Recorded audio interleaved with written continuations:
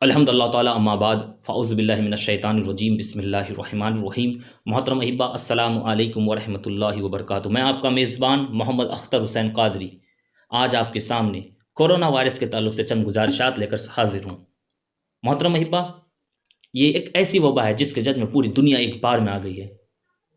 آپ نے ایک چیز نوٹ کیا ہے، ہر وہ شخص اس ملک میں کورونا وائرس کی تلاش کر رہا ہے جس ملک سے اسے کسی وجہ سے نفرت ہے، تاکہ یہ کہہ سکے کہ فلاں ملک نے یہ ظلم کیے ہیں، اس لیے اس کو اس عذاب نے پکڑ رکھا ہے۔ انسان واقعی بہت عجیب تخلیق ہے یارو، یا تو فرشتوں سے زیادہ بہتر ہو جاتا ہے یا پھر شیطان سے زیادہ بدتر۔ اس برے وقت میں جب یہ بیماری آگ کی تیزی سے پھیل رہی ہے، ایسے میں بھی اپنا کینہ دل سے نہیں نکال سک رہا ہے۔ حالانکہ اس وقت قرۂ ارض کے سبھی انسان اس کے خطرے کی جد میں ہیں، وہ بھی جن سے آپ نفرت کرتے ہیں اور وہ لوگ بھی جن سے آپ محبت کرتے ہیں۔ یہ بیماری پیدا کی گئی ہے یا پیدا ہوئی، اس سے قطع نظر ایک بہت بڑی حقیقت یہ ہے کہ دنیا کے ہر ملک میں اس وائرس سے متاثر افراد موجود ہیں۔ کورونا وائرس کے متعلق چند باتیں ذہن میں رکھیے کہ ابھی تک اس کا کوئی علاج نہیں آ سکا، اس لیے لوگوں کے مشوروں پر اور خود بنائے گئے ٹوٹکوں پر عمل کرنے کی کوئی ضرورت نہیں ہے۔ اس وبا کی ایک بات اچھی ہے اور ایک بات بری ہے۔ اچھی بات یہ ہے کہ اس مرض میں مبتلا افراد کی اموات کی شرح بہت کم ہے۔ دراصل بیماری بوڑھوں اور بچوں کے لیے مہلک ثابت ہو رہی ہے، یعنی جن کی امیونٹی اچھی ہے، جن کی امیونٹی بہت مضبوط ہے، ان کے لیے یہ مہلک نہیں ہے۔ خطرناک بات یہ ہے کہ یہ بہت تیزی سے پھیلتی ہے، اس کے بارے میں پتہ نہیں چلتا۔ کم سے کم 14 دن بعد اس کے متعلق پتہ چلتا ہے، جبکہ اس سے پہلے جو سار وائرس 2003 میں آیا تھا وہ اس کے الٹ تھا، اس کا پتہ تو چل جاتا تھا لیکن اس میں اموات کی شرح زیادہ تھی۔ یہ ایک بہت ہی عجیب معاملہ ہے کہ جدید ترین میڈیکل آلات ہیں، لیبس کے ہونے کے باوجود اس کے مریض کو اس وقت تک تلاش نہیں کیا جا سکتا جب تک اسے اچانک تیز بخار اور سانس لینے میں تکلیف نہیں ہوتی۔ لیکن اس وقت تک اس شخص کی کہانی ختم ہونے لگتی ہے۔ یہ بات کچھ دیر کے لیے بھول جائیے کہ اس بیماری کو ہتھیار کے طور پر استعمال کیا گیا ہے یا نہیں، یا پھر خود پیدا کی گئی ہے یا خود ہی پیدا ہو گئی ہے۔ صرف یہ بات دیکھیے کہ جب قدرت حرکت میں آتی ہے تو سب سائنس، سب ایجادات، سارے ریسرچ، سارے لیبس، سارے جدید ترین ہاسپٹلز، ساری کی ساری ترقیاں دھری کی دھری رہ جاتی ہیں۔ یہ پتہ ہی نہیں چل پاتا کہ جو سامنے کھڑا ہے وہی آپ کے قاتل وائرس کا شکار بن کر آپ کے سامنے کھڑا ہے۔ آپ نے ہالی ووڈ کی زومبیز یا زندہ لاشوں کی بے شمار فلمیں دیکھی ہوں گی جن میں کوئی ایک انسان زومبی بن جاتا ہے اور پھر دوسرے نارمل انسان کو چھو کر یا گردن پر کاٹ کر اس میں اپنے وائرس کو منتقل کر دیتا ہے اور پھر اسے بھی اپنے جیسا زومبی بنا دیتا ہے۔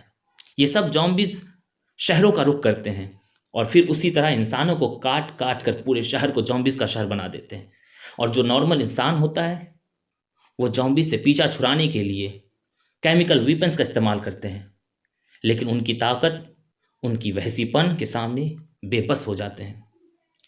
شہر ویران ہو جاتے ہیں، سڑکیں سنسان ہو جاتی ہیں، لوگ ایک جانب تو زومبیز سے چھپنے اور بچنے کی کوشش کرتے ہیں اور دوسری جانب زندہ رہنے کے لیے خوراک کی تلاش کرتے ہیں۔ زومبیز کے موضوع پر بننے والے تمام کی تمام فلمیں دیکھ لیں، اسی طرح کی کہانیاں آپ کو ملیں گی۔ اگر آپ دیکھیں تو چین میں 100% وہی معاملہ ہو چکا تھا۔ چین کا شہر زومبیز لینڈ بن چکا تھا اور اس وقت اسے دنیا سے مکمل طور پر کاٹ کر الگ کر دیا گیا تھا۔ دوسرے تندرست انسان اپنے ہی جیسے اپنے بھائیوں سے خوف زدہ تھے اور خود کو ان سے دور رکھ رہے تھے۔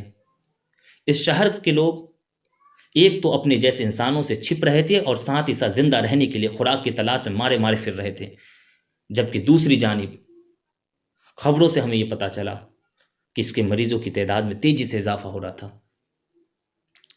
یارو جان لو، یہ کرونا حقیقت میں اپنے آپ کو کرونا بنا چکا تھا، یعنی کہ تاج والا، دنیا کا پہلا اور آخری فاتح عالم بن چکا تھا۔ یہ کرونا پوری دنیا کو فتح کر کے مکمل طور پر اپنے قبضے میں کرنے والا یہ ہے فاتح اعظم۔ وہ کام جو سائرس اعظم نہیں کر سکا، وہ کام جو سکندر نہیں کر سکا، جو کوئی بھی بادشاہ، کوئی بھی جنرل نہیں کر سکا، اس نے کر کے دکھایا۔ دنیا کے ہر بر اعظم کے ہر ملک پر حکمرانی، سب کو شکست دینے والا واحد ناقابل شکست، جس کے قوانین پر دنیا کا ہر انسان عمل کرنے پر مجبور ہے، چاہے وہ انسان ہے، چاہے وہ انسان تنہائی میں ہو یا پھر ہجوم میں ہو، ہر کسی پر اس کے قوانین نافذ کر دیے گئے۔ ہر قابض اور ہر فاتح حکمران فتح کے بعد اپنے قوانین اور اپنے ضابطے نافذ کرتا ہے۔ اس نئے فاتح عالم کے بھی چند قوانین تھے جو اور چند ضابطے تھے جو اس نے پوری دنیا میں ایک وقت میں نافذ کر دیا۔ نمبر 1 کہ دنیا کا ہر شخص تا حکم شانی یعنی دوسرے حکم آنے تک اپنے گھر پہ بند رہے گا۔ دوسرا، صرف چند کاروبار ہی چلیں گے۔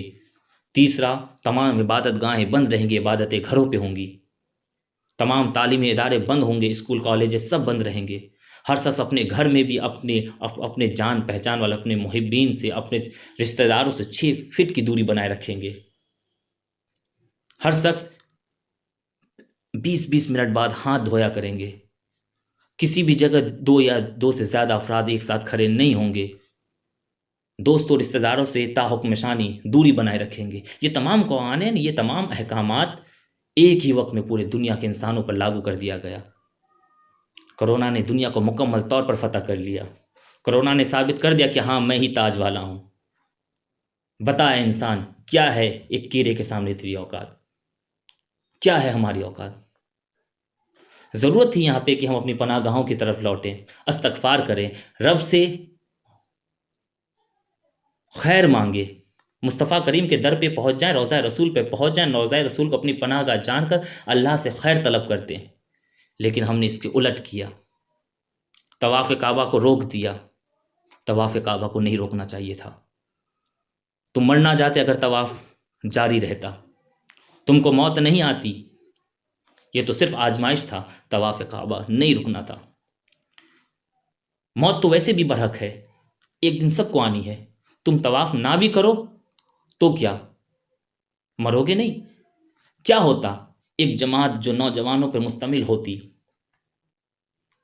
طواف کعبہ کرتی، ایک مر جاتا تو 10 اہل ایمان اس کی جگہ لے لیتے، وہ دیوانہ وار آگے بڑھتے۔ اللہ کہتا ہے میں تم کو طرح طرح کی تکلیفیں دے کر آزماؤں گا، بھوک، بیماریوں، آفات سے آزمائش کروں گا۔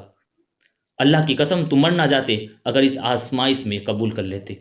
حقیقت انسانوں کو جو اشرف المخلوقات بنایا گیا وہ اسی لیے بنایا گیا تھا کہ ہم نے ان ذمہ داریوں کو اپنے سر لیا جو باقی تمام کے تمام جو مخلوق اللہ کی انکار کر گئے تھے، ہم اس ذمہ داری کو اپنے اوپر لیا تھا۔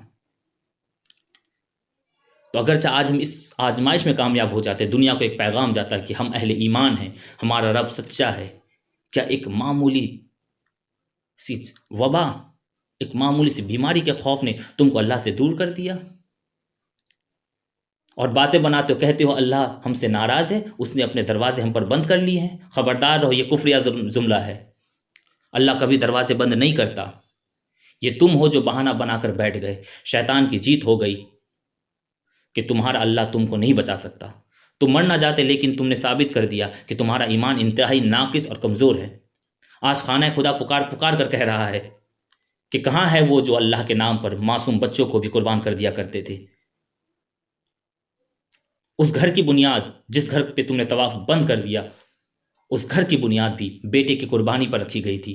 تمہاری جان اس بیٹے سے زیادہ قیمتی ہے جسے اللہ کے حکم پر چھری کے نیچے رکھ دیا گیا۔ آج سارا کفر تم پر کھڑا ہنس رہا ہے۔ شیطان اپنے چیلوں کو مبارکباد دے رہا ہے کہ دیکھو کیسے یہ بڑے اہل ایمان بنے پھرتے تھے۔